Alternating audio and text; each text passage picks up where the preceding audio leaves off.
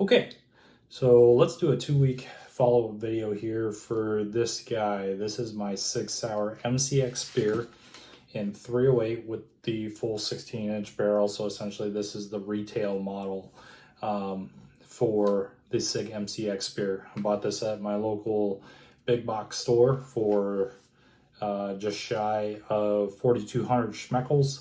So this is a pricey rifle, don't kid yourself. But with that being said, this is it's starting to become one of my favorite rifles for sure. Just general observations and stuff that I've noticed. I haven't been able to put this down in like the last 11 days since I've got it. It's really cool. And I can definitely see why the US military picked up a version of this, shorter version.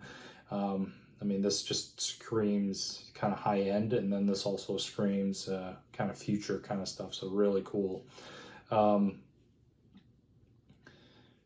suppose going from tip to back or what have you, the flash hider up here works fine. It doesn't ting at all when you shoot it, so perfect, works fine. I only shoot daytime, so I don't notice. The multitude of M-lock slots all over this thing, it's cool for ventilation purposes and keeping it light. But at the same time, all I've had on here is this scout light and whatever else I can bolt to the top. Besides that, I mean, if you're running D-balls and all this other stuff, I mean, there's plenty of rail space, there's plenty of other space. With that being said, of course, that comes up to the first issue that isn't really an issue, at least not for me, is rail shift. I made a video about that this morning, where you can physically shift the barrel, or you can shift the rail so that it's not centered with the barrel. With that being said, I obviously don't run any sort of night vision device or anything else, so this is almost a non-issue for me.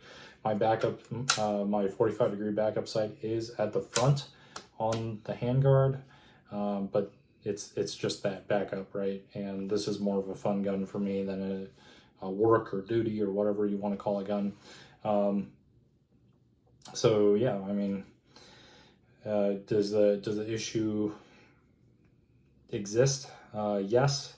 Is it really that big of an issue? At least for me, no. I don't care about it. Generally speaking, yeah, plenty of rail space.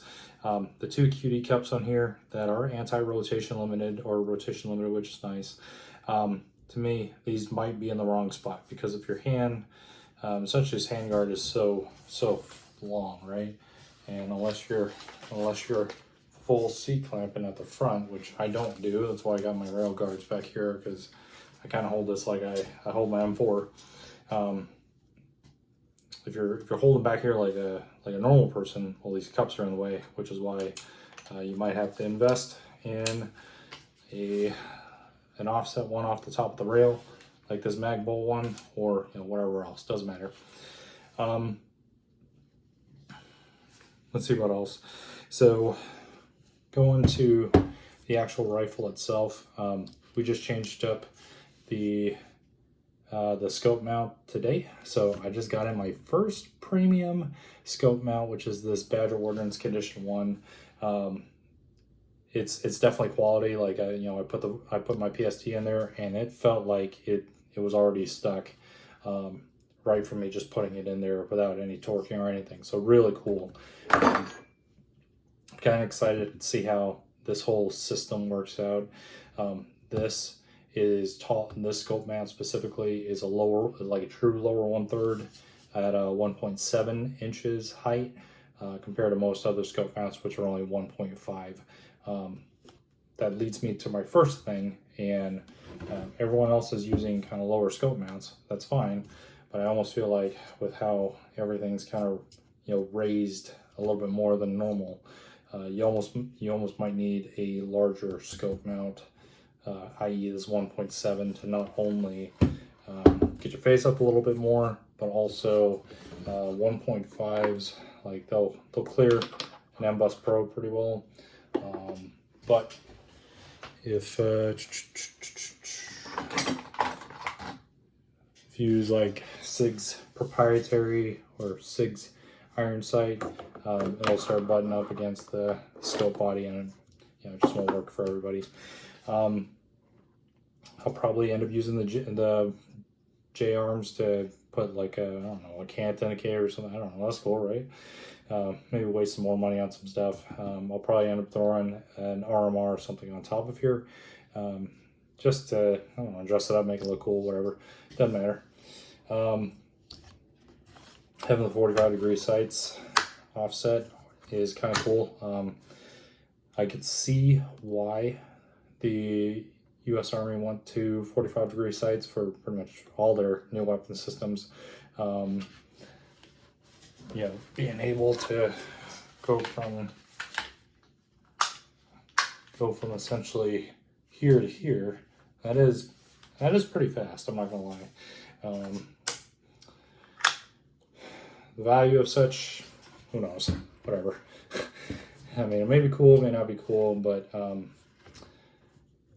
these Griffin Armament M2 sights are also about the slimmest offset sights that I have actually ever found. So didn't want to buy the mag pulls. I already had these lying around in the parts bin. So when I found out you could buy the bosses or the bases to drop it to a 45, hey, we're sold, right? The right side charging handle's really broken in a lot more now that I played with it, a lot more. So this is easier than before. I will say though, the finish of this rifle is it's not the best. So you already got a little black scuff marks there. Down here, I don't know if you guys can see that at all. That's just from sitting in the safe. Finish is kind of starting to wear off a little bit. I get it. It's a tool. It's not a showpiece or whatever like that. But sometimes some of us like our guns to look nice, regardless of whatever condition.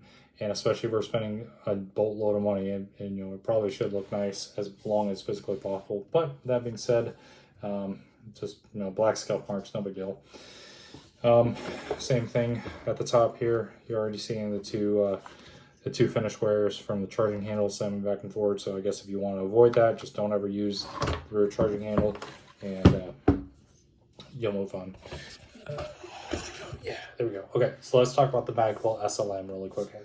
Actually, first and foremost, the folding mechanism, very cool. Saves a lot of space in the bag, but this whole rifle in general isn't large, so it's not that big of a deal. Let's talk about the Magpul SLM. This is a very interesting addition that a lot of people, I guess, have kind of questioned, because they're like, well, I don't know why they would put such a small stock onto such a large rifle. Well, to be honest, I don't know either. The 308 recoil it's not that I feel bad, it doesn't feel great either on such small of a recoil pad. So if you want to switch this out, do so. On the inside of this tube is hollow too, so if you want to put your bore snakes or whatever in there, you can. Besides that, I mean, it adjusts just fine. I will note, let's see if I can find a thing here.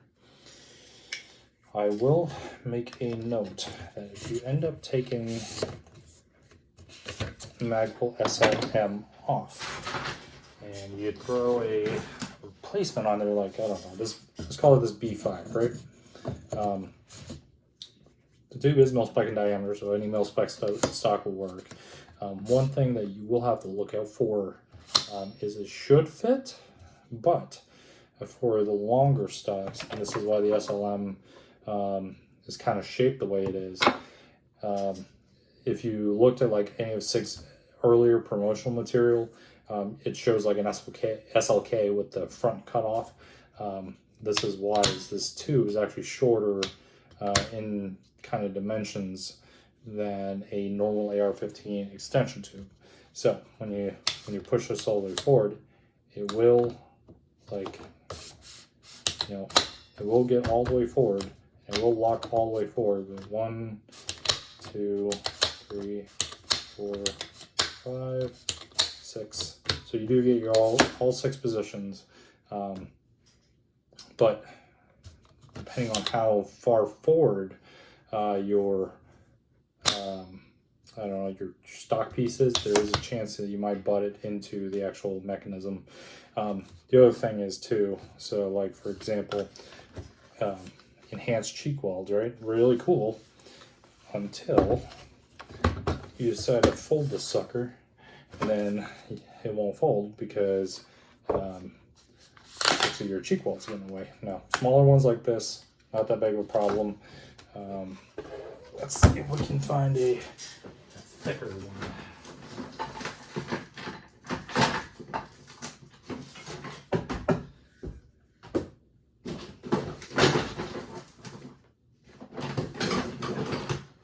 There we go.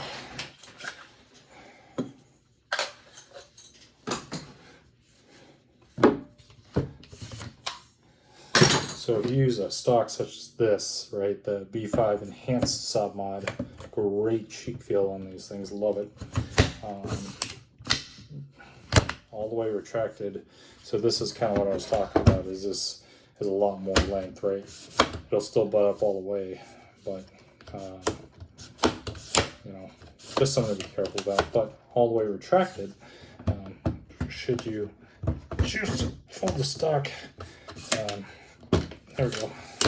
Should you choose to fold the stock, there is a chance that you won't even get that far because it's just, you know, there's no space, obviously. If you retract it out, it still won't do anything, but that's not a problem of SIG's design. That's more of a problem of your stock's too fat. So something to keep in mind if you end up removing the SLM. Sometimes your stocks are too fat and they won't allow you to have that nice lock that SIG always talks about. So, but that being said, the SLM is a perfectly serviceable buttstock, and actually maybe something that you might need to retain, specifically because the back part of this receiver is so much longer than a normal AR-15. It would almost make sense why they made this stock as small as they did, to give you a normal-ish length of pull. So go into other stuff. Oops, there we go. So the ambi controls, just as easy as it was the first day. Right, pushing up and pushing down, easy peasy. So this has been an awesome addition. Good job, SIG.